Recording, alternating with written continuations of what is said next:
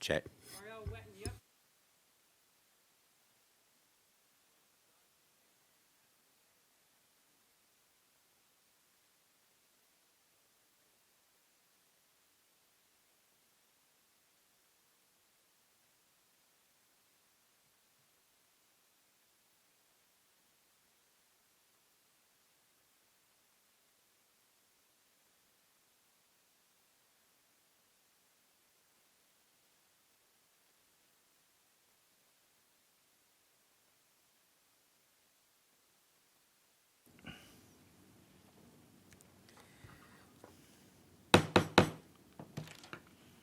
Good evening. Welcome to the Barefoot Bay Recreation District Board of Trustees regular meeting for July 28, 2020 at Building D&E. The Board of Trustees meeting has now come to order. As we do before each board meeting, we would like to take a moment of silence for all our military personnel, both past and present, who have or are still fighting to protect this great country we live in. Also, let's remember all our Barefoot Bay residents, both past and present. We will follow this with a pledge of allegiance led by Trustee Loveland. Let's now have a moment of silence, please.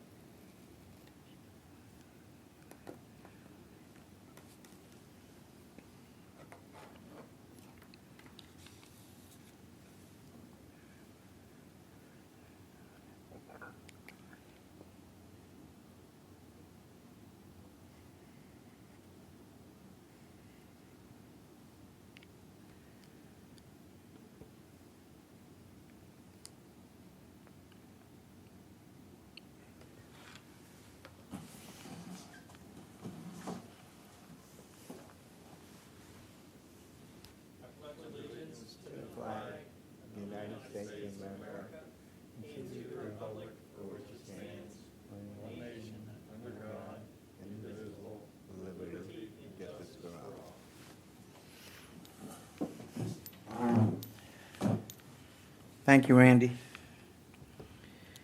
Roll call, Trustee Compton. Will you please do the roll call? Yes, Chairman Klosky, are you here? Yes. Trustee Mino is excused. Trustee Henderson? Yes. Trustee Compton is here. Trustee Loveland? Yes. We also have with us Mr. John Coffey, our district manager, Miss Stephanie Brown, our district clerk. We have Cliff Reppenger, our general counsel.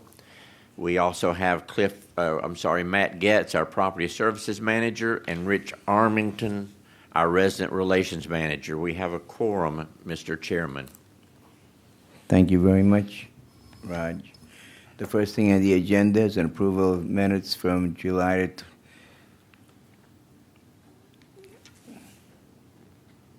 the 16th. The chair would like to entertain a motion to approve it.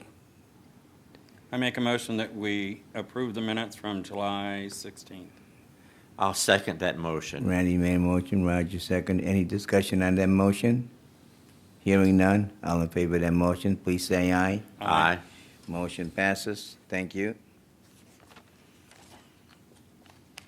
Trustee Loveland, will you please do the Treasury report for July 28th? This is the Barefoot Bay Recreation District Treasurer Report, July 28, 2020. Cash balances in general fund as of 7/20/20. Petty cash, $2,500. Operating cash in banks, MB&T operating account, $2,488,406.43. Interest-bearing accounts, SB&A reserve, $698,096.48. Total cash balances in general fund, $3,189,002.91.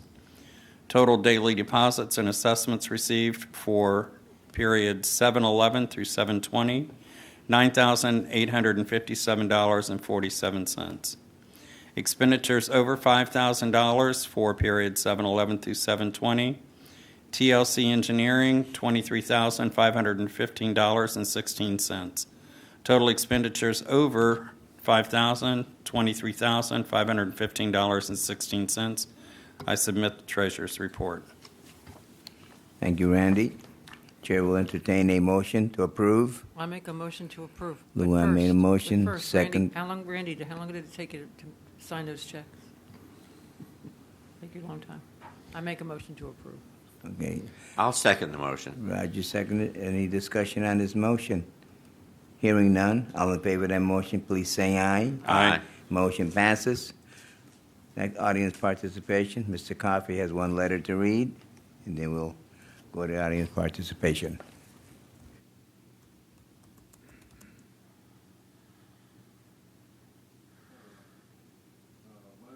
Richard Schwatlow, 636 Marlin Circle. In previous BOT meeting, they discussed improvements to the large parcel of undeveloped land on the south side of the Bay's Shopping Center. New trees and landscaping would be planned to increase the recreational use of this area. The discussion was stopped and will be placed on a future agenda because the board noted there was no water source at the location and no money in the budget to do it at this time. They did not discuss additional parking that would have to be provided as this being done for the new medical center with no bathroom facilities there. A new constructed bathroom would need a referendum vote by the residents to be built. In November, we will be voting on a referendum to raise the current spending ceiling cap from $25,000 to $50,000 per budgeted item. This money could be used to pay for the water system at the new park that the board wants. If this land is developed, it would end the discussion of the new building that would replace the activities in Building A at this location. Instead, we will spend $2 million plus to renovate Building A and the lounge, which are 50-year-old building, and then continue to Band-Aid them in the future. The board wants to do things now because the Bay residents are tired of waiting. But instead of doing it right, we keep putting lipstick on a sow's purse. You can see that with our beach bathroom that we have gone from costing in the 90s to over $150,000 in cost, and now at the last BOT meeting, they stated the current build site is not usable and alternate site is needed. This may raise the cost more, and remember, $22,000 plus to maintain it a year. The Bay is a democracy. Listen, learn. You'll have the ability to speak to the board. If you do not complain about their actions later. Thank you, John. Do the audience part.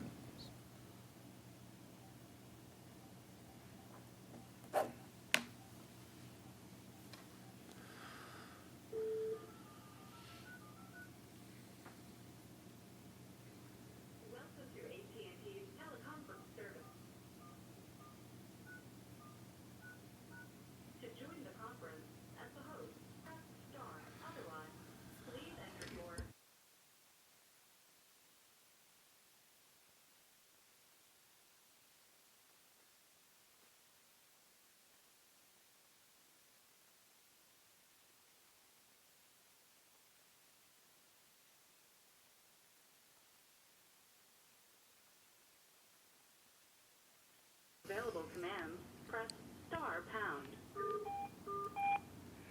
Go ahead, John. Hello, you are on the conference call for audience participation. Please state your name and address, and you have 3 minutes. My name is Regina Dowd. I live at 1003 Buttonwood Street in Barefoot Bay.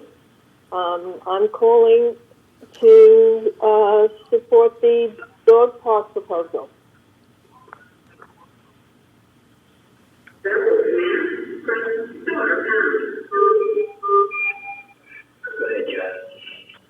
you have anything else you'd like to say? If you're near a source of the speaker, you're getting feedback. We can't hear you. If you're in Building A, you need to step outside or turn your TV off. We tried that.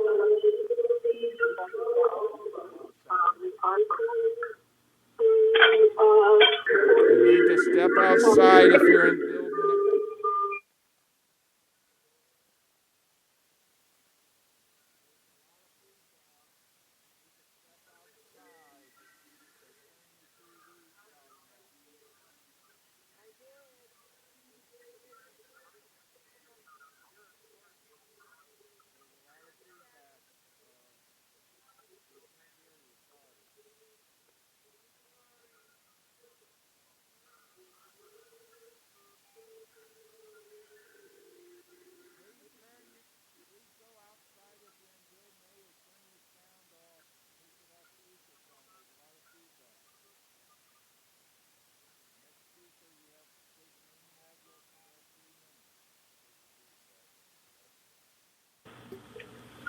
Hello?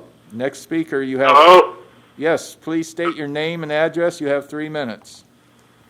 My name is John Althouse, 487 Papaya Circle, and I would like to see a dog park in Barefoot Bay. It's long overdue. All right. Thank you. Anyone else? Thank you. Pardon? Oh, I've seen if anyone else like to speak. I don't have anyone with me. Yes, please state your name and address. You have 3 minutes. My name is John Althouse, 487 Papaya Circle.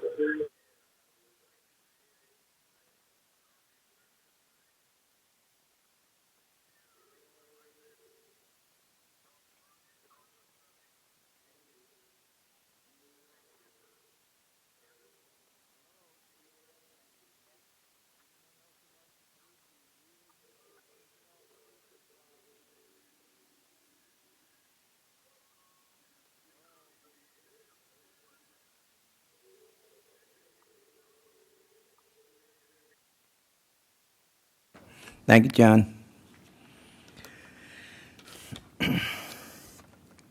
First thing on unfinished business is the phase reopening discussion. John? Yes, Mr. Chairman, trustees, residents watching at home or in Building A, this is our regular time for the trustees to consider any changes, considering the state of this virus in Florida. I think we're at a good point and would recommend we just stay the course and not make any changes. If there's any questions, Mr. Getz and I will answer them. I still have to stay, we might as well stay with the phase that we are in because of what's going on. So I don't want to go into the next phase and cause any more problems. So just let's leave it where it is because I think it's doing pretty good. So we'll wait till the next board meeting. If we do go further with the phases. So did anybody else, any other board members want to say something? Yeah, I do.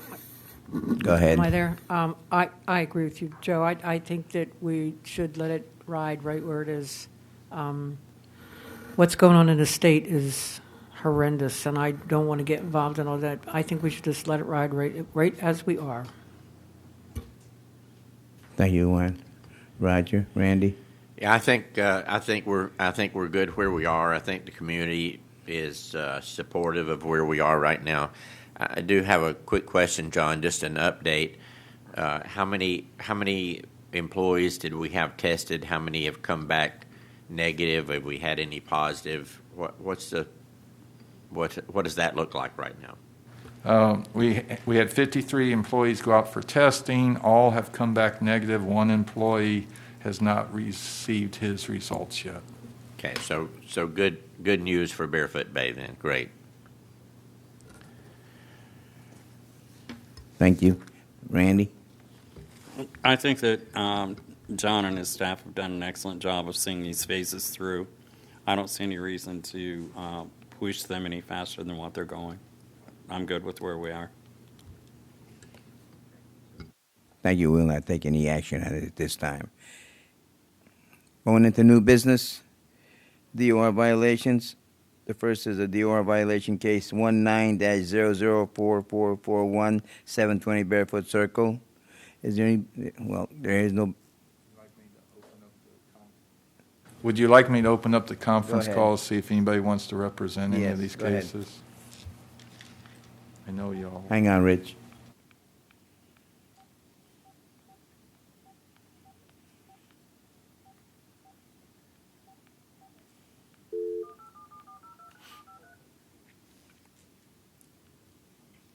Welcome to AT&T's teleconference. To join the conference as the host, press star. Otherwise, please enter your host password. There are 3 participants on the call, including you. You are joining your conference as the host. For a menu of available commands, press star pound. Hello, anyone like to represent any of the DOR cases tonight?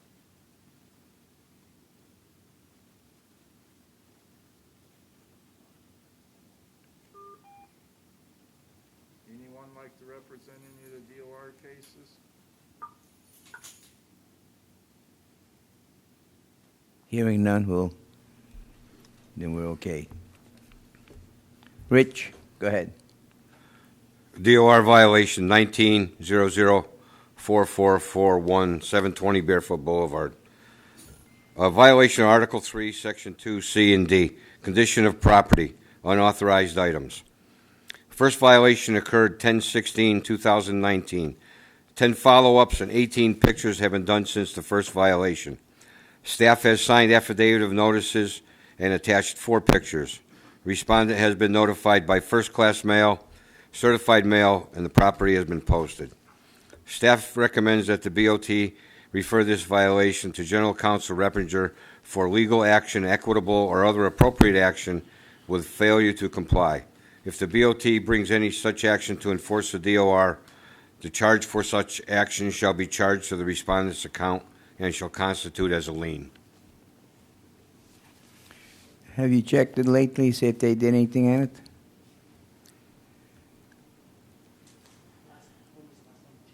Rich? Excuse me? Last observation, I believe, was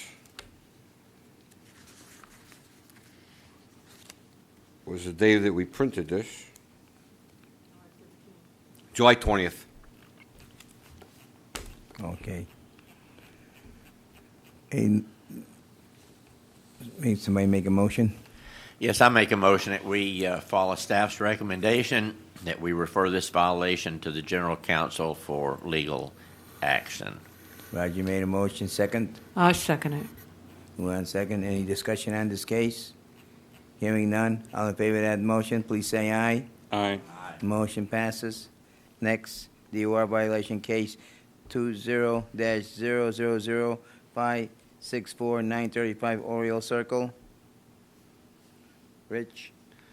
Violation, Article 3, Section 2, C and D, condition of property, unauthorized items.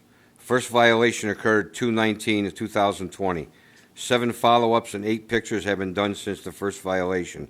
Staff has signed affidavit of notices and attached 4 pictures. Respondent has been notified by first-class mail, certified mail, and the property has been posted. Staff recommends that the BOT refer this violation to General Counsel Reppenger for legal action, equitable, or other appropriate action with failure to comply. If the BOT brings any such action to enforce the DOR, the charge for such action shall be charged to the respondent's account and shall constitute as a lien.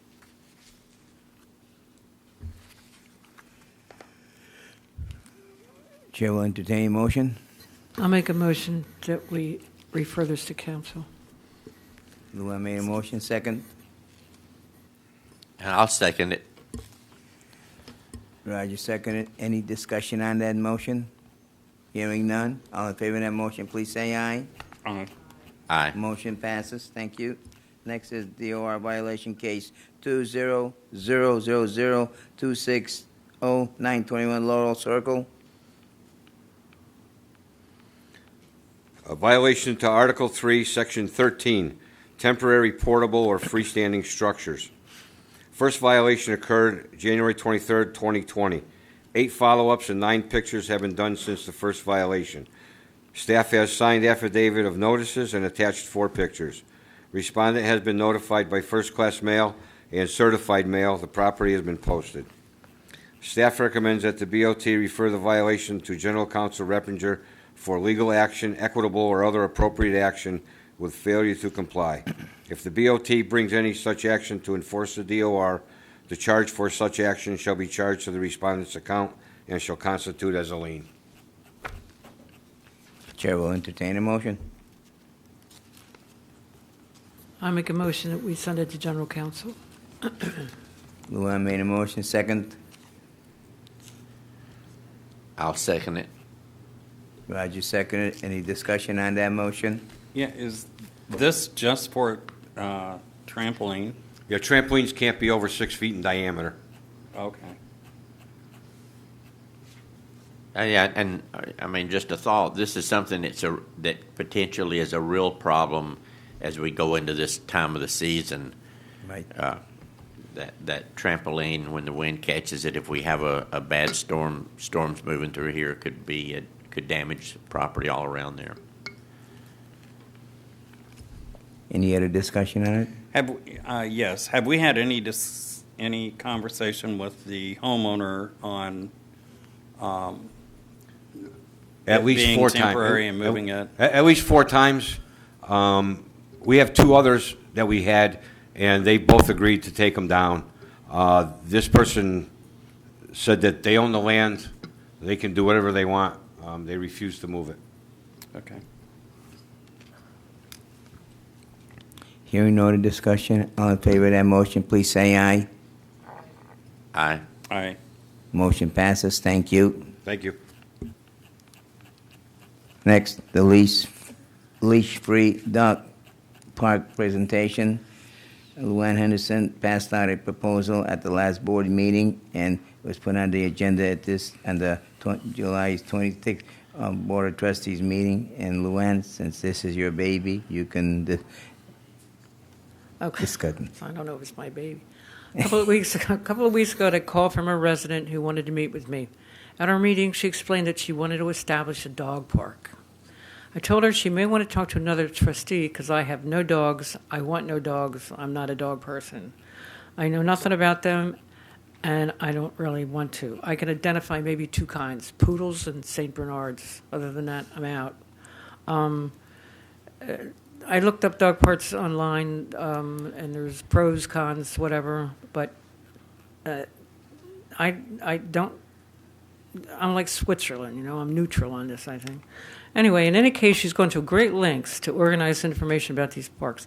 She made up a booklet that I gave to everybody at the last meeting, and now I'm turning it over to Miss Abel. Well, what?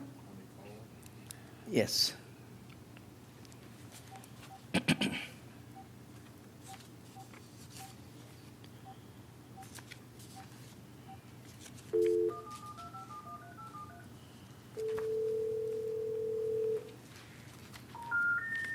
We're sorry, it is not necessary.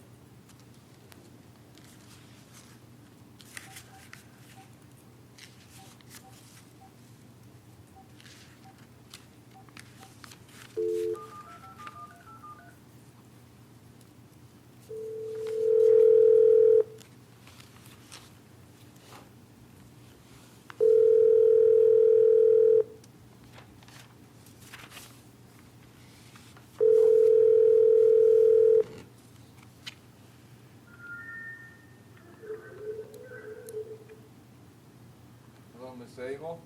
Yes, I'm here. This is John Coffey. You're on speakerphone with the trustees. Trustee Henderson had just briefly introduced the subject and asked that you be allowed to speak. So go ahead. Thank you. At this time, I would like to thank the Board of Trustees for giving me the opportunity to present this proposal for the Barefoot Bay Dog Lovers Park. This is a 27-page proposal that has been given to the board prior to this meeting, so I will only touch on the high points. The dog park proposal has been brought up, as you all know, time and time and time again, which signifies a strong desire and need for our dog-owning residents. This dog park is designed to satisfy the needs of dog owners and non-dog owners alike. We can look at 2 dog parks as examples of being successful. One, the Sebastian Dog Park, and Pelock Dog Park in Melbourne. Pelock Park has been so successful and considered such a community asset that they have gone ahead and built another one. Based on the national average of 33% of homes in a community owning at least 1 dog, in our community of at least 5,000 homes, we can approximate that there are 1,160 dogs residing in Barefoot Bay. And currently the Bay has no options for off-lead running and play, which leads to dog owners allowing their dogs off-lead on common grounds, with, unfortunately, a few of them not cleaning up after their dogs. The park will also provide an outlet for those who do not have a fenced-in backyard, which is an expensive undertaking for a homeowner. Prior to COVID-19, we had collected approximately 525 to 550 signatures of support from Bay residents. The most suitable location for the dog park is to repurpose the existing lawn bowling area. This area is only used by a handful of seasonal residents.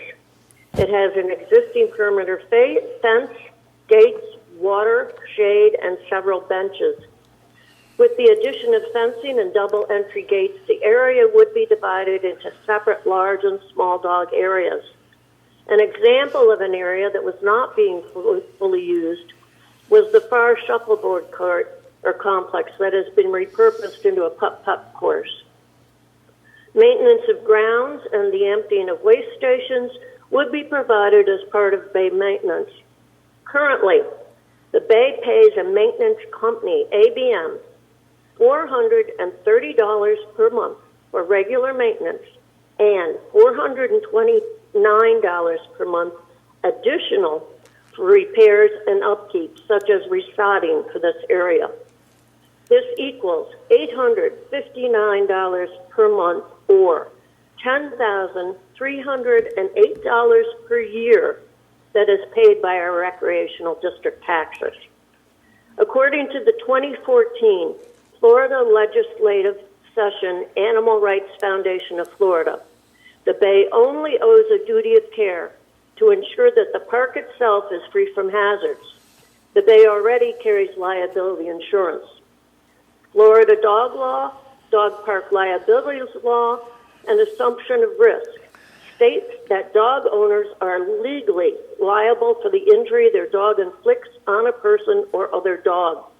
Dog parks are not responsible for any bite incidents which may occur while at the park. Owners' legal responsibility will be stated in the park rules, which will be posted on both entry gates. I can read to you the dog park rule signs that will be attached to both entry gates. 1, the park is for the use of Barefoot Bay residents and their pets only. Use at your own risk. Owners are legally responsible for the actions and behavior of their dogs and any injuries caused by them at all times. The park is open Monday through Sunday, sun up to sundown. Dogs must have current vaccines, be healthy, and be registered. Dog waste must be cleaned up immediately by the dog's owner. Owners must be within the dog park and supervising their dogs at all times with leash readily available.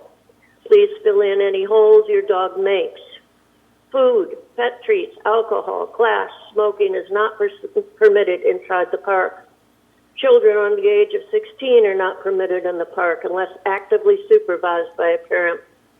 Dogs must remain leashed while entering and exiting the park and at all times when outside the dog park. Leashes must be removed once inside the dog park. No aggressive or bad dogs allowed. Aggressive bad dogs should be leashed and removed immediately. Dogs in heat, intact males, and puppies under 4 months of age are not allowed. All dogs must wear a collar halter with a current rabies tag and identification. Excessive barking is not allowed. Prohibited would be human and dog food and treats, glass containers, smoking, dogs in heat and intact males, sick dogs, aggressive bad dogs, puppies under 4 months old, unsupervised children under 16 years of age. All dog owners that have failed to comply with these rules will be subject to removal from the park and suspension of park privileges. Dogs will be registered prior to being given access to the park. The registration will list the dog's current vaccines. Only dogs with up-to-date vaccines will be allowed use of the park. Registration will be handled by myself or the president of the Dog Lovers Pack. I am president of the Barefoot Bay Dog Lovers Pack. The budget. Installed separation fencing and double entry gates. A one-time cost of $2,100. Funded partially by Barefoot Bay and or our sponsors. This is approximately 2% of the yearly $10,308 yearly cost of maintenance now incurred by this location. Waste stations and supplies funded by the Barefoot Bay Dog Lovers PAC. Cap sprinkler heads and attached floor hose connections will cost approximately $150 to $200, with the plumber possibly willing to sponsor this work. There are other items that would be needed, such as locks, signage, etc., funded by sponsors, fundraisers, and what have you. Prior to COVID-19, I was able to get sponsorship approval from several local businesses, including Indian River Fitness, Holy Cannoli, Cruise and Travel Partners, Paradise Home Finders, Nails Naturally, Barefoot Beauties, MN Worldwide, with additional sponsors to be contacted yet. I want to thank the board for allowing me the time to present this proposal and answer any of their questions that they may have. Thank you very much. First of all, this should have been brought up with John Coffey, the community manager, and with Matt Giston discussing this dog park instead of making the rules and setting everything up yourself and everything. The second thing is, this is also going to be, this will have to be open to outsiders because we cannot have it just closed just for people in Barefoot Bay. And another thing is, I noticed a few of the things here. I'm just going to jump around. You got 2 shades sales, and are they under the regular wind resistance hurricane thing? When the hurricane, or are you going to take them sales down? So that should all be done with the district itself. You got to have engineering drawings. You have to have all the permits. You got to have all that stuff and everything.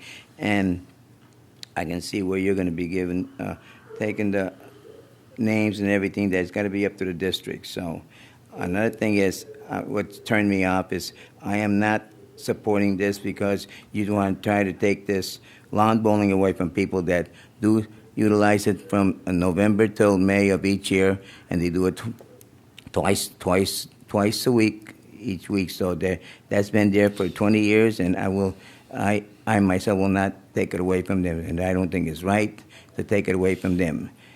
Second, I did talk to a few people, the ones that play bocce ball or shuffling cord. They say be listening to dogs barking or just everything else in there. They're not happy with that. So I can't myself support this here. In second place, it's not on this year's budget, or it's not on next year's budget, or it's not even in the 5-year plan. So as far as I'm concerned, I cannot support this and everything. So I'll let the rest of the other trustees speak if they want to. Thank you. Yeah, let me say something if I can right quick. First of all, as Ms. Agel mentioned, this comes up about every year. Although I have to credit her because we don't normally get as much preparation and detail. She has done, I thought, a good job of covering a lot of the issues that always come up whenever we talk about a dog park. We got her proposal, and I don't know that her proposal, Mr. Chairman, was intended to be, the policy and the guidelines that we use. I think as a matter of fact, it was more a starting point or a baseline that the staff could take to then take that and shape it into something that would work for Barefoot Bay. But since getting her proposal a week or 10 days ago from Trustee Henderson, I've taken the opportunity to read Florida Statute 767.04, which is the legalities associated with public dog parks. I've read the case law that I could find associated with it, with public dog parks and the associated liabilities. I've spoken to a board member of the the Association of Professional Dog Trainers. I've spoken with the Parks and Recreations people in Sebastian. I've been to their dog park. I've sat there. I've observed it. I've watched the interaction between the people and the dogs. And I've also read a number of experiences that communities have had with regards to their dog parks. Now, I could go through and I could take and address specifically every issue that I've heard in 6 years about why we don't need a dog park.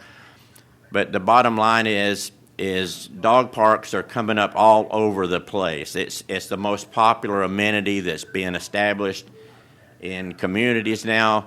They're putting dog parks in that have splash pads.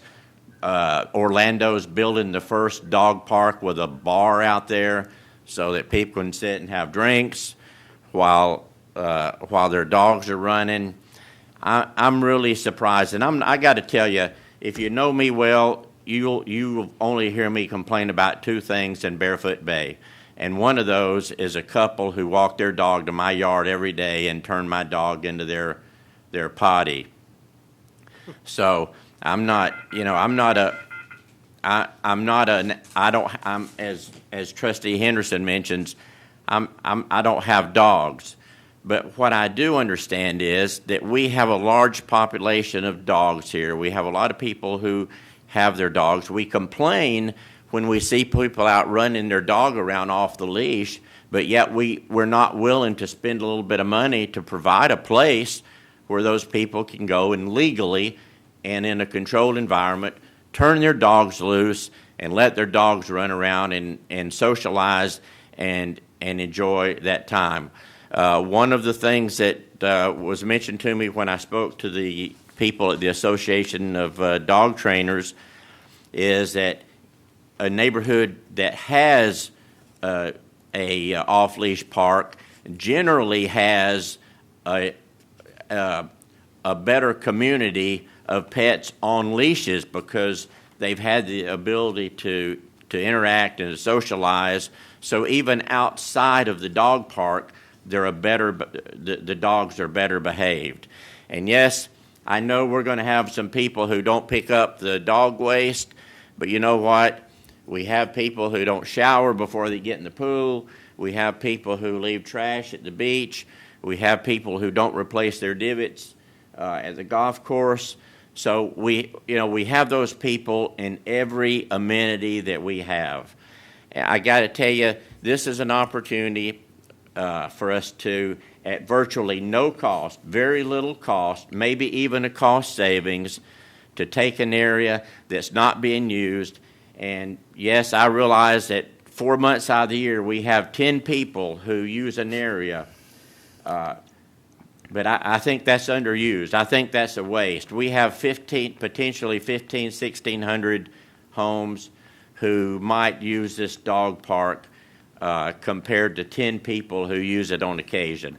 I think this is a good plan, and again, we can say, well, we want to put it on the budget, we want to put it out there somewhere, and guess what? 3 years from now, long after most of us probably are off the board, it'll come back up again. This is a good opportunity to do something nice and to stay up with the times. You know, put in this. It's not huge. It's not a huge area. It's not a huge cost. There's another irony. The same people today who argue that nobody will use a dog park, tomorrow they're arguing that that's not a big enough space. So, you know, we have people who are opposed to it. There's no rhyme or reason. I'm for moving this forward, turning that proposal over to Mr. Coffey and staff and letting them modify it and make it work the way that it has to within the boundaries of the type of government that we have here in Barefoot Bay. And let's put a dadgum dog park in off the leash. We've been talking about it for the 6 years that I've been here.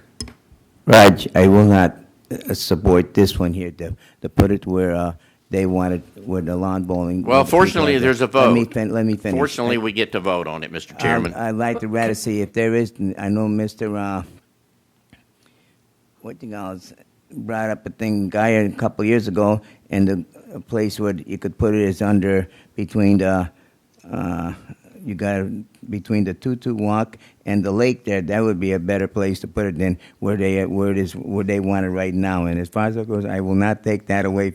Vote on it to take that away from the people that are doing the lawn bowling. They had that there for the 20 years, and we just spend money into it and everything. And I just like to leave that alone to where it is. If they want it, they can discuss it someplace else, maybe where. Geyer stated. So before we go into anything there, let's look at that. Mr. Chairman, here's the thing, and I appreciate the fact that you don't want to take something away from 10 people who've used it for 20 years and it's costing us $8,000 or $10,000 a year, or whatever. Mr. Coffey, what is that number? Let me get back to it.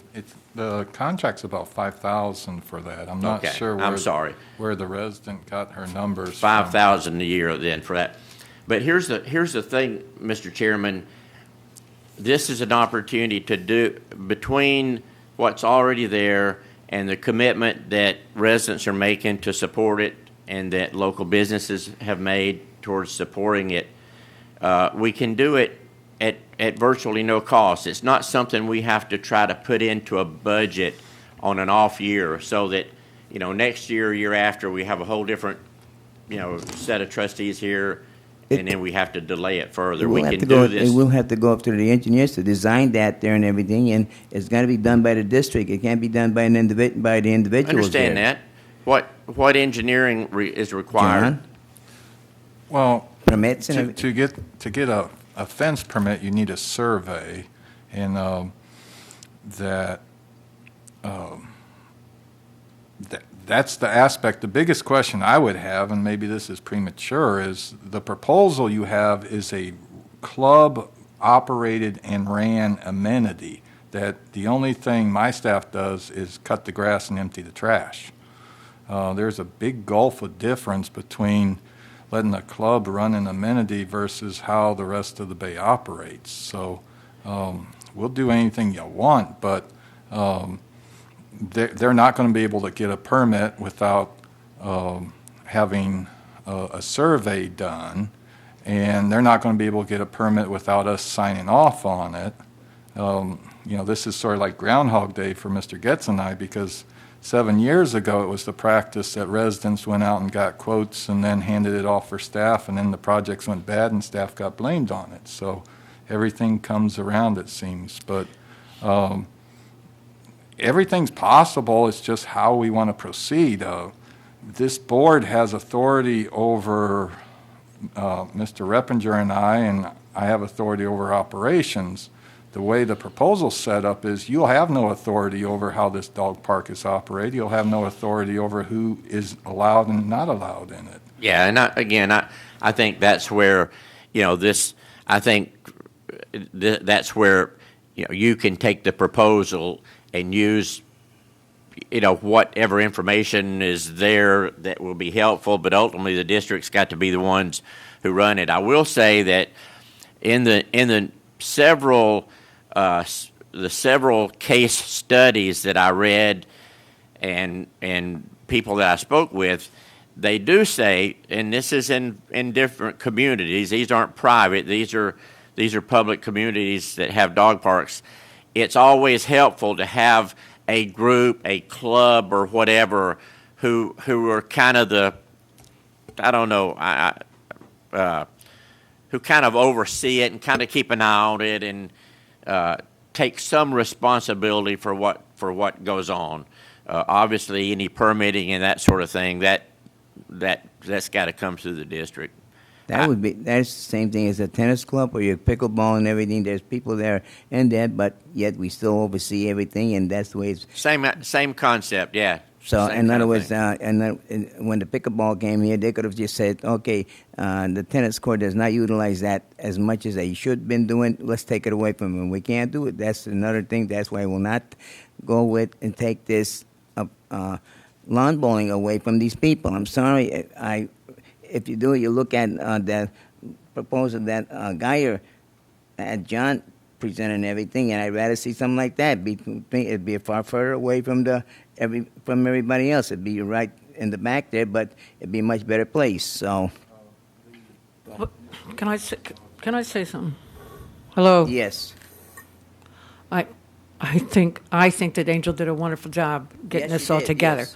I think also that part of her driving force was to make it as cheap as she could for the bay. I think that's why she has people running it, getting, that they're going to run it, all of this. I think that was part of the driving force behind this. But again, I they think will that not I'm be running speaking, this. Joe. Go ahead. I think that if we met with her, that maybe we should not make a big decision on this today, that we meet with her and say, this is what has to be done, this is legally what has to be done, or this is what the Bay needs to do, or you can't do this, or we need to do that. Maybe that's where we need to go with this. Maybe we should not, I'm in awe of what my trustee here to my right has done. I'm astounded about that. I'm wonderful. But I just think that we should look into this a little further. I don't think we should make a big decision today. And I think it is a good idea. I think that all in all, we should really look into this, and maybe we should look into where Ed Geyer said we should put it, or maybe we should just use the place that's already done, half done, whatever. But I think we should look into it anyway. If you want to go, yes. Well, she could speak what she wants, yes. If she Can I wants to. speak? Go ahead.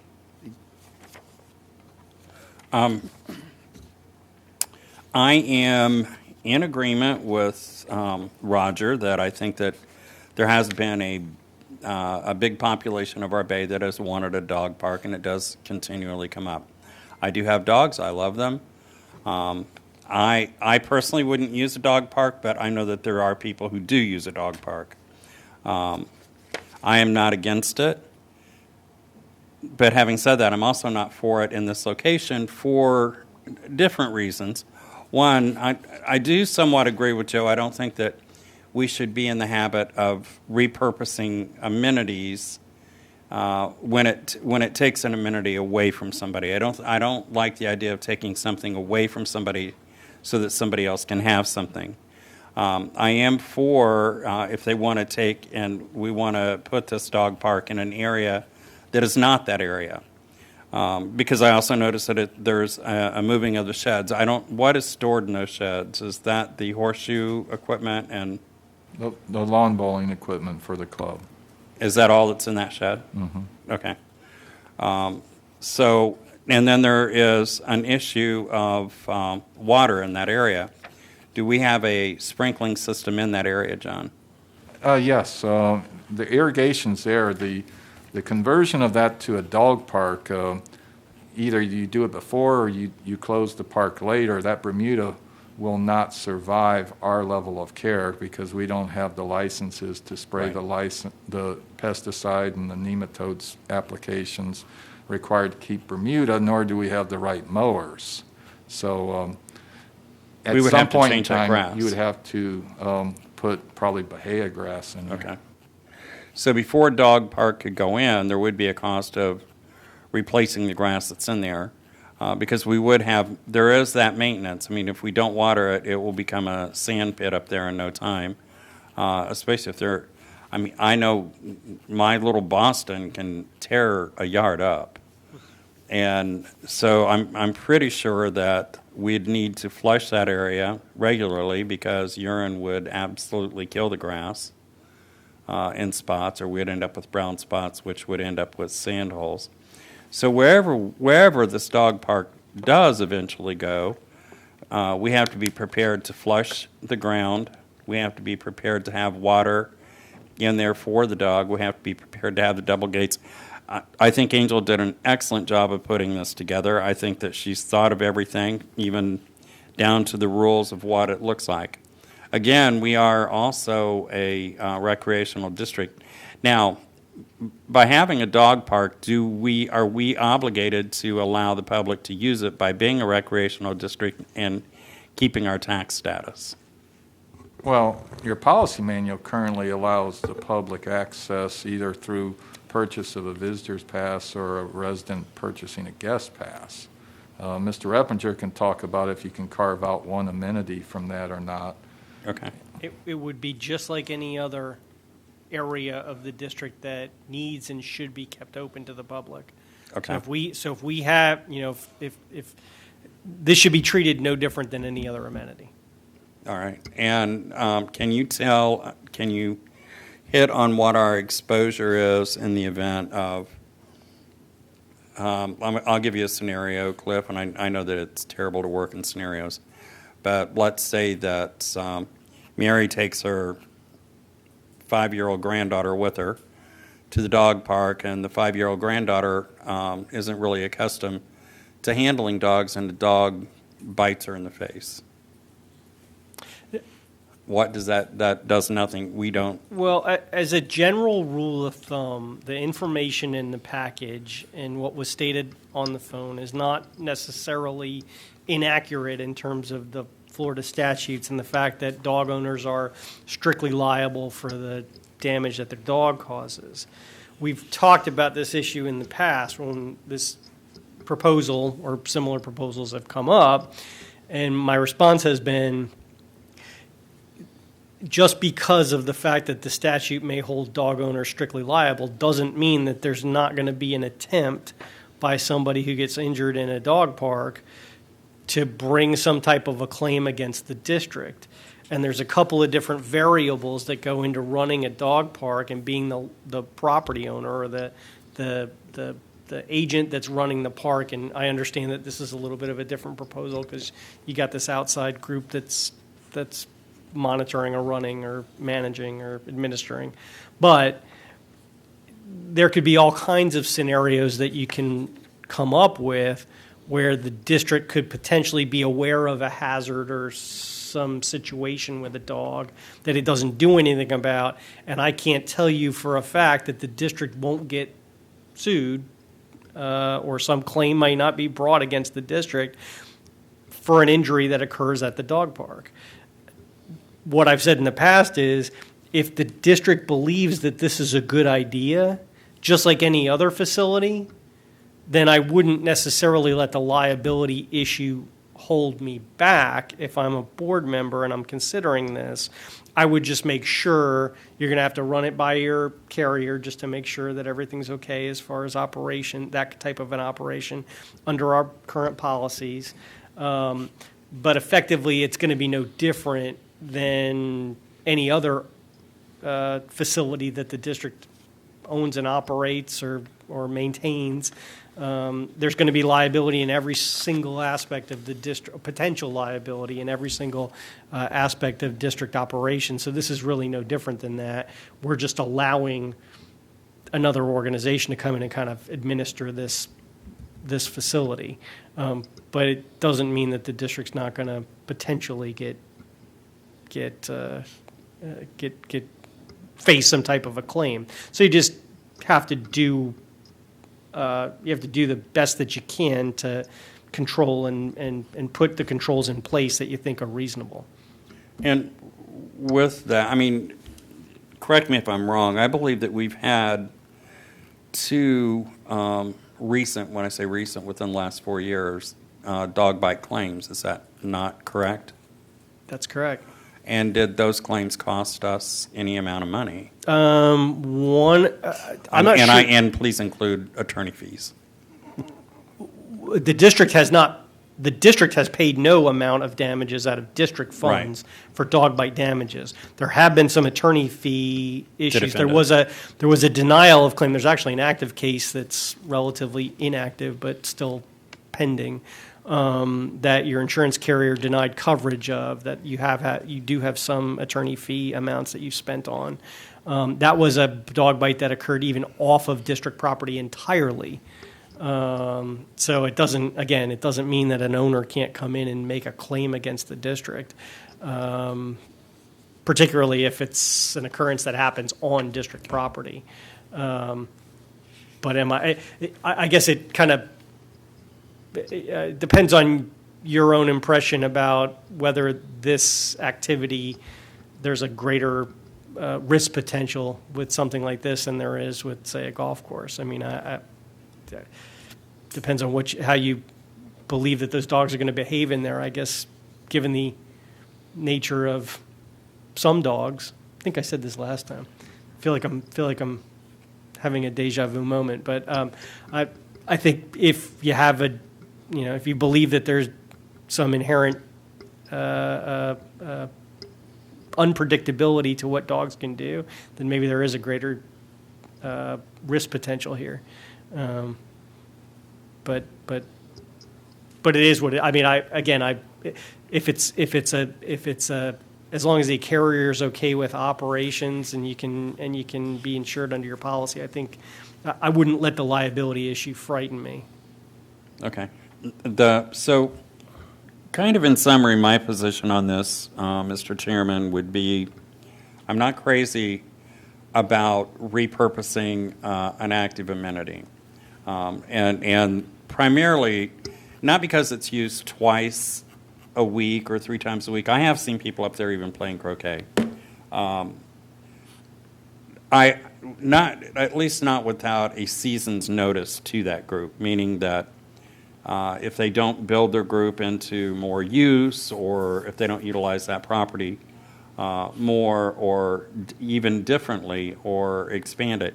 The property is currently being used for lawn bowling. It could be used for croquet. It could be used for a few other things. Just like tennis with pickleball, we didn't do away with tennis. Right. We added pickleball to it.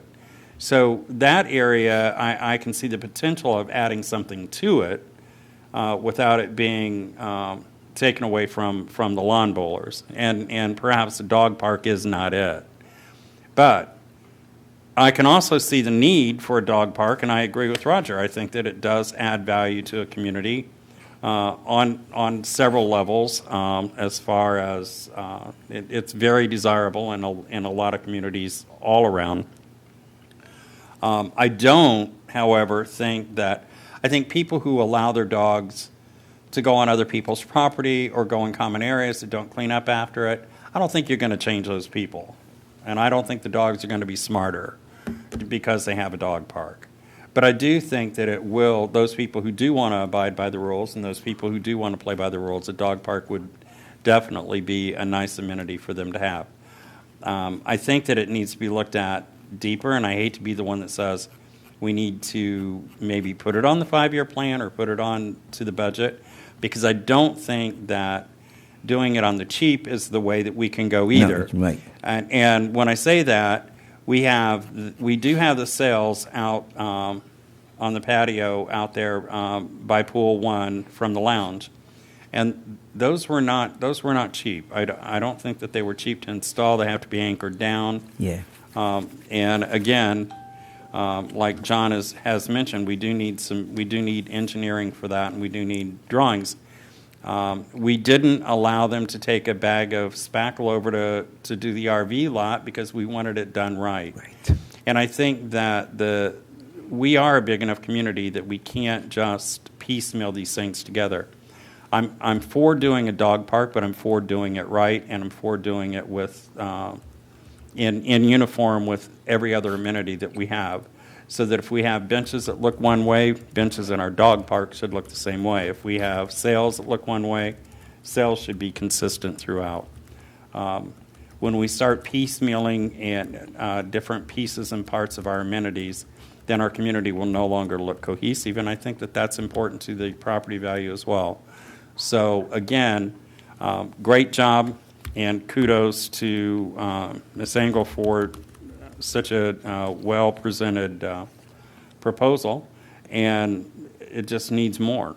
I agree with just what you said. She did a good job in there. She covered all the bases and everything. But this is more of a got to go look into a little deeper into what it is, and we don't go to cheap way and everything. And I like to see maybe the staff look at where between the two walking in with Geyer gave an idea of putting there and back there would be good between the lake and the walk path. That would be big enough there for them under the shade, under trees and everything, and it would work better there. So, and it should be on the budget before we even go any further. I don't think so. There's no need. So what does the board want to do? Well, I think that we should get with Ms. Engel, and I agree with LUANN. Let's talk this out with her and try to figure out a path forward with this, and then try to figure out costs, and we know what to put on the budget. I don't Okay. think that we should hold up the discussion and the planning because it's not on the budget. I think that we can continue to move forward and then get it on the budget when we need it on the budget. But as far as go, the district will control that. Will control everything there instead of the club itself. So Well, the club would be a caretaker of it, and I think that, just like Petals it'll be and like the Mom. pickleball and all that stuff. Yes. But they wouldn't be not spending any money into it. The district would have to support the money with that. That's the way it should be. Okay. Well, so, I don't necessarily think that's, I think that they could, if they wanted to, just like they did with CVO. We put the pavilion out there, and that became a gift to the district. So it's not that they can't, it's that But as if far they as did, they would maintenance donate the and- money. They would yes. just donate the money, but it'd be in the district thing there. Yeah. So what is the board's wishes? Do you think we should have a separate meeting about it? I think, this is one time I really think that it would be a great time to have a workshop. I agree. I think that, we should have a work, Mike will be back. Yes. With another voice, and I think we should have a workshop to, let staff dig into it, let Angel meet with staff, whatever, or she can or wants to or whatever, and hammer out some of the stuff that we think is not appropriate, and and go from there. I think a workshop is something we should really look into. But I think we owe it to Angel and those 500 other signatures she's got on there looking for a dog park. We owe it to them to do our best to see what is feasibly out there that we can do. Oh, absolutely. But I think that's where a workshop would, get our acts together, so we would know it. So we would know exactly where we are and what we have to do and what needs to be done. Roger, I think that's a good idea. what's your thoughts, Roger? I want to hear from my non-dog loving buddy. Look, I expressed my thought. I think we need to move forward and get a dog park. Whether that takes a workshop or whatever it takes to do it, we need to do it. I'd prefer to not set us up where we're talking about trying to put something on a budget 3 years down the road, because we can look around and see how that goes with things. No, I don't disagree with that, and we have worked the budget to where we've moved things in and out, Yeah. and our budget is fluid enough. I think that we could do that. Yeah, I think if we're not fluid with our decisions, then The next anybody question can is, do it. where are you going to get the money for that? Because if it's not budgeted. No, Well, that's then not the there's next a whole question, Joe. I think the next question is, what do we decide from the workshop, taken to the board meeting? I understand, but and then once we know what it would cost, then we decide Right. where we get the But money. we still got to know where the money's going to be coming from. That's the way I look at it. So what would you like the staff to do? I think To we set wanna up set a up workshop? don't You want a Don't we wanna workshop? set up a Set up a workshop? Yes.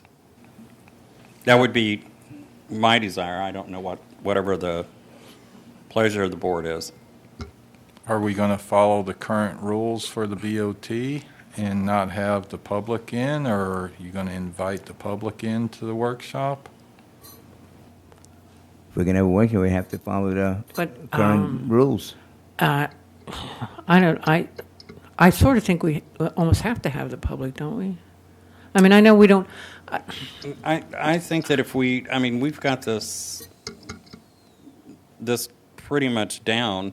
I think that we could have a workshop with the public attending from Building A virtually, as they do now.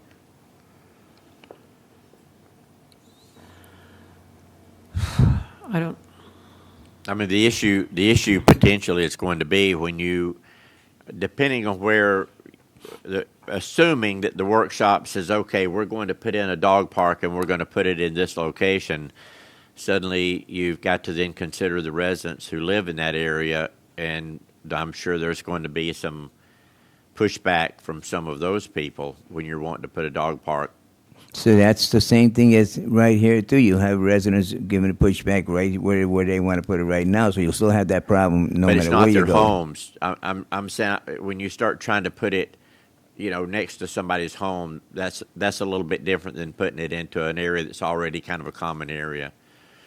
So I guess I'm saying at some point you're going to have to hear from the community if you decide to put a dog park in proximity to some of their homes. Well, I think if Randy doesn't want to have people in, I think we should, but that's okay. If we have a meeting, and decide what we want to do, and then present it to somebody come and, you come, Roger, you come and you present it. This is what we've decided we want to do, or this is what the board has thought might be a good idea. And then just present it and then let it hang for 2 weeks and let people mull over it, and then they can come and make their, dance and sing and carry on. I mean, we do need to let people complain about it or get behind it or whatever. But I think that would be a good way to do it. If we just have a workshop and we say this is A, B, C, D, E, but we're just going to table it to let the community think about it and decide what they want to do. I think maybe that's what we should do. The other thing, that's the reason why we always have a town hall meeting each year and everything, but right now, since you're going with it right now, but I would rather see it at a town hall meeting, but still at the next town hall meeting to discuss that stuff, but it's up to the board, and as far as I'm concerned, either way, whatever it is, but I still say it's got to be, it should be budgeted before we even go any further. But if you want to discuss it, fine. We'll find out what avenues we can take after. So it's up to the board how they want to do it. They want to give directions to the staff what they want, have a workshop, and when they want that workshop, and are we going to open to the public or how? So that's the only thing I got to know. Mr. Reppinger? Being that we have our closed board meetings in the same with this here, what is your suggestion on it? Well, you may not have a choice if the governor doesn't extend the Right. executive order, which is set to expire on August 1st. So as of right now, the executive order has not been extended. I am watching it, as many of us local government lawyers are. We've got a couple days left, so hopefully he will extend it, but you may not have the option. If you do have the option, then I think it's prudent.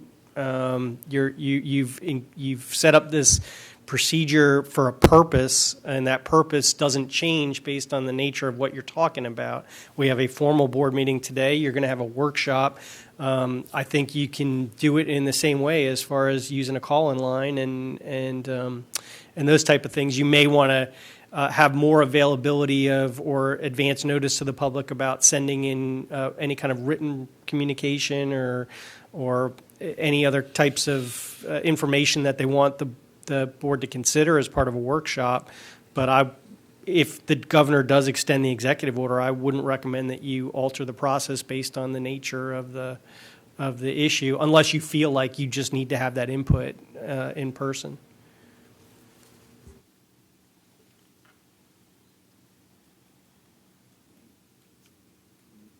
Need directions. What do you want to do?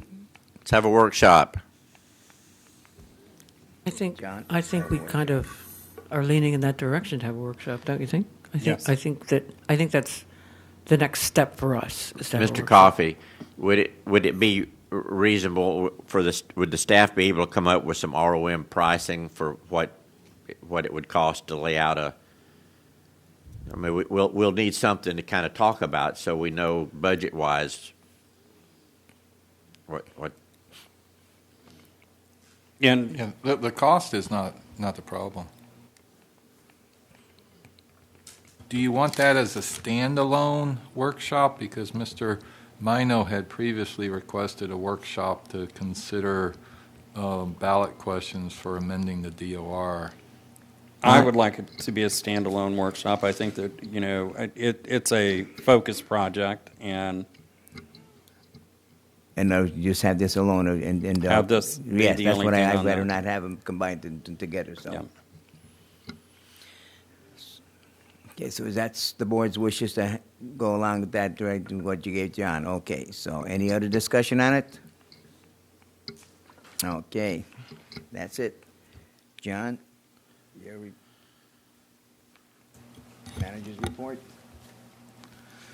Resident Relations, ARC meeting on the 21st, 22 consent items were approved, 6 others were on the agenda, 4 approved, 1 denied, 1 tabled, 5 old business permit extensions approved. The next meeting is the 4th of August. The following meeting after that is the 25th. Last Friday, there were 30 cases on the Violations Committee. 20 came into compliance prior to the meeting, 10 were found in violation. The next one is the 14th. That's a typo there. Golf course, airification is scheduled August 3rd and 4th, and as previously mentioned, the course will be closed on August 18th for the primary elections here in this building. Ernie is still seeking additional quotes for the irrigation design. The men's league season is on its summer break. And the Sunday AM Scramble group has restarted based on tee times. Contact Joanne Byers for rules or interest. Mr. Getz folks remain busy, weather permitting. We continue to patch the crushed concrete Gunther bypass after heavy rainfalls. Work continues at miniature golf as far as lines for the water fountain and the brick border. Work is also on rehabbing the clay path around the East Lake. As previously mentioned to you in emails, pool host custodian schedules have been revised to try to further decrease the likelihood of widespread closures in the future, having folks work in specific amenities or zones. We dropped off and picked up the Bobcat for repairs. Ms. Mendes and Mr. Getz are reviewing draft elements of the Lounge Lakeside technical drawings to give feedback to the design team. Mr. Getz and I met with representatives of Little Theater regarding the proposal for the balance system and the typical DOR violations and trying to get bids. And just very timely, the managers and I had a hurricane preparedness tabletop exercise today. The bay came out very good. Hurricane Harley tried its best but couldn't do any damage. And that concludes my report. John, is there any way on this Ginter bypass where we could avoid every time there's heavy rainfall, avoid all that stuff some way so we don't have to be doing it every time it rains and it washes out? Is there any other way we can do it without?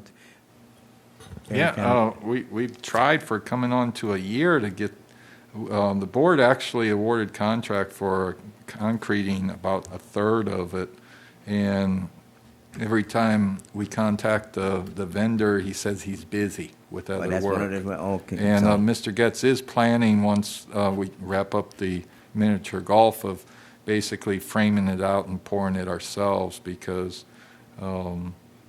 there's that mystery around us of vendors not wanting to work for us. So that would be feasible, maybe at some time there's time to do that Ginter bypass, maybe we could do it ourselves too. Oh, yeah, it's just a matter of scheduling. Time and everything. Yeah, miniature golf, dog park's coming into play now, so Right, I understand that. we'll get as much done as we can.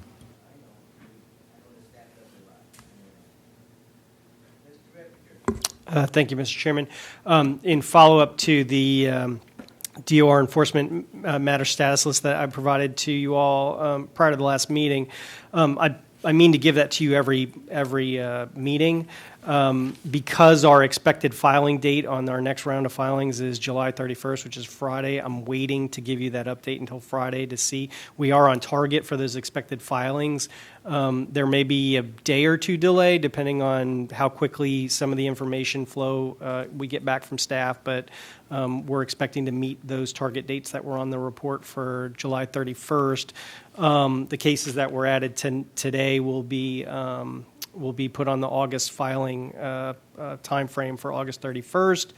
I'm mindful of the trampoline case. We may take a look at that to try to get that filed quicker if we think that there's a heightened risk to health, safety, and welfare because of the hurricane issue that Mr. Compton raised.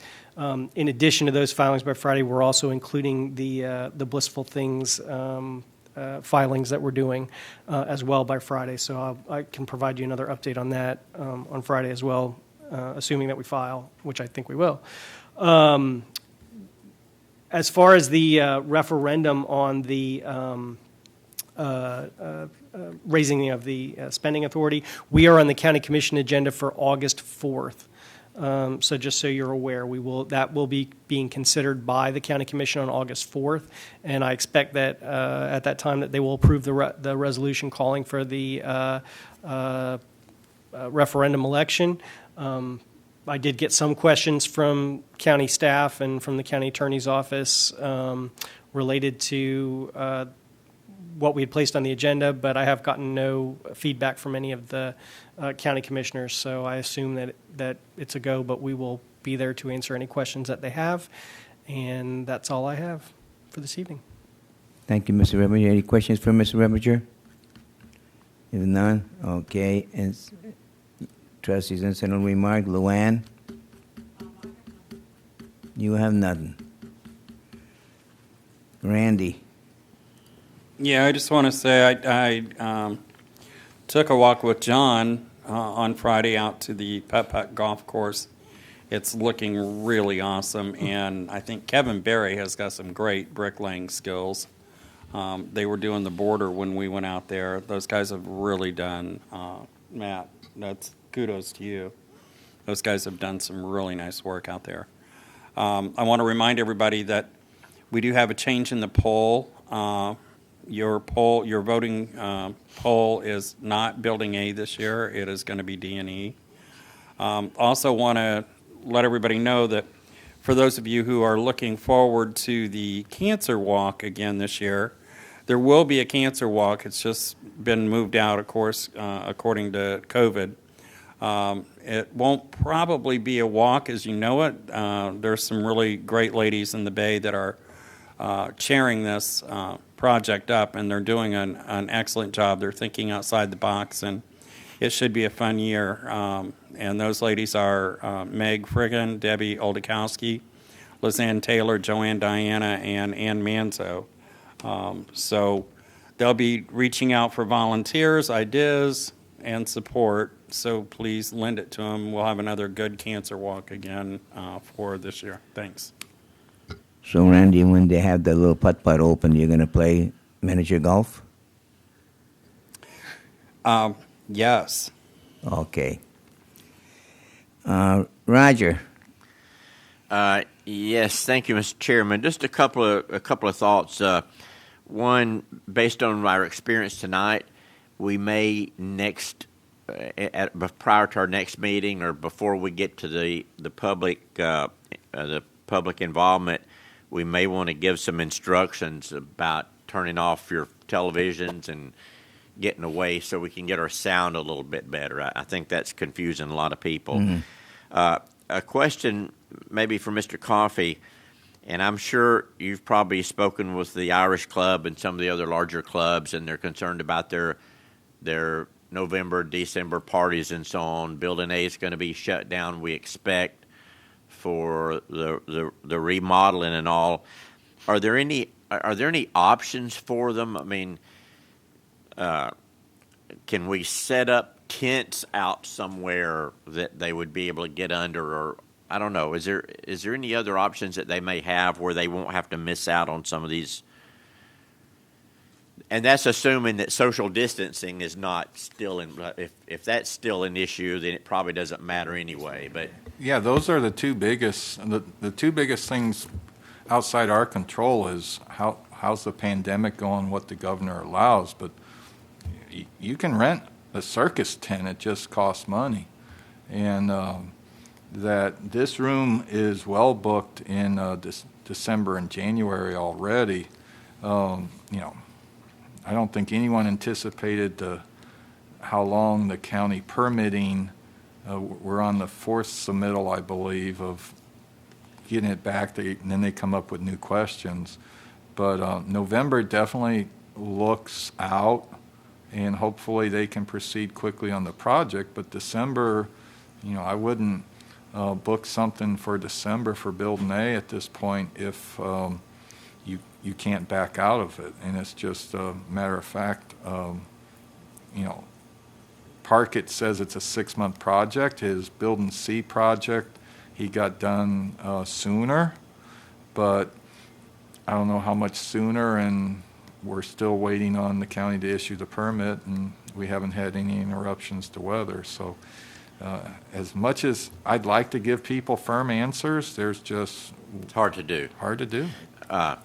Assuming that social distancing is not an option, the pandemic has wound down, and that's to be determined. Would the district be able?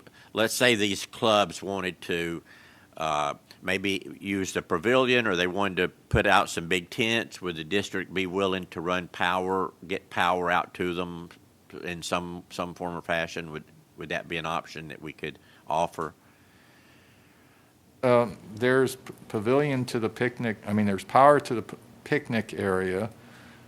We had planned on wrapping in with the Parkett power out to the CVO pavilion. If somebody wants temporary power, we can run some cords out there. If somebody's want to put a large tent out, with the age of the community, they're probably going to have some mobility issues if they don't put it in the parking lot. And putting tents in a parking lot requires a lot of stakes through the asphalt. So right. If somebody wants to, or you want us to rent a big tent, we can put it anywhere you want, but the more you put it out in the grass, the less level it is. You know from the Sure. prior festivals, the complaints about ground's not level in Florida. Yeah, I'm just trying to come up with some options for them that might work. And so maybe the last thing that I have tonight, you read a letter from a resident, and he suggested that the Board of Trustees was putting lipstick on a sow's purse. I'm trying to understand exactly what that is. I can't stop doing that unless I know what that means. Is there anybody that can shed some light on I can't figure that one out. on I that can't statement? figure that. It's a mixed, isn't it mixed? Isn't it a mixed metaphor? Isn't it? I- It's make a silk purse out of a sow's ear, I think was what the lipstick has to do with anything, I don't know. Well, that's lipstick on a pig. Lipstick on a pig. Okay, I've heard of lipstick on a pig, I suppose, but the sow's purse threw me. Maybe we can get some clarification in our next board meeting. But that's all I have tonight. Thanks, It's been Raj. fun. Well, the only thing I know Randy brought up some stuff about the miniature golf and everything, but I just want to say is thank you to Matt Getz and the property service and his staff and everybody that is involved with doing everything here since the closing of the buildings here back in March all the way to the present time. There was numerous jobs. If you count them, there must be about I'll just guess at 200 jobs that have been completed that would never been done if it wasn't for that. But not that it's overlooked. It's like this building D here, this floor is great, beautiful. It took them a long time to get it clean, but it's beautiful. Same thing with the building A floor and everything. And there's numerous other things that they did around the bay and everything. So I just want to thank Matt Guest and his property service for all the hard work they're doing there, and even for staff, what they're doing and everything. So I just want to say thank you very much, and I know that little miniature golf will get done eventually. They're putting the pavers now, and it probably could have been done ahead a little sooner than what it anticipated, but with the rain and when we had that shut down for the employees had to go get their tested for the thing because they thought somebody had the virus and everything, so that set everything back. So, but eventually, I'm hoping by maybe October we'll be able to open that little putt so we can thing there. Everybody can play in that thing. And the other thing is the only thing the next board meeting will be August 14th. And I have nothing else. I just want to wish everybody a healthy August that's coming up. And so stay healthy and and stay safe. I'm looking for a motion to adjourn. Before we make a motion, Guy, can you pan the floor so that people who are watching the just pan the camera down so you can see the floor? They can see the floor? Yes. Okay, good. Okay, I'm looking for a motion. I'll Okay. second that. Meeting adjourned. Thank you.